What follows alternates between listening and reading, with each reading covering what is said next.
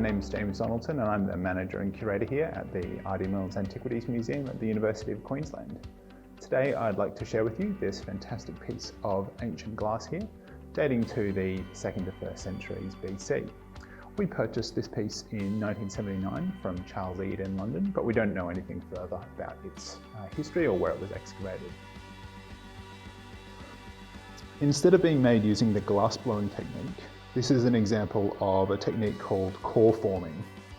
A rod with some clay around it to form the internal void of the vessel was wrapped in or dipped in molten glass.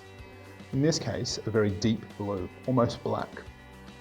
When trails of white glass are added to the surface and raked with a tool to create this garland effect, the whole vessel is then rolled onto a hard surface to force the white glass into the dark blue and create a nice flat surface.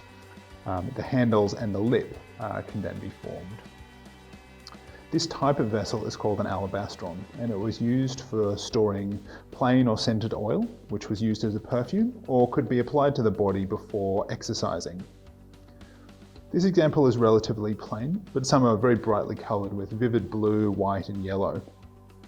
Glassmaking technology was known in Egypt from the Bronze Age, but this kind of vessel wasn't produced until the early Iron Age, when glassmaking became much more widespread. Glass blowing, which we are much more familiar with, was introduced very late, in the second half of the 1st century BC.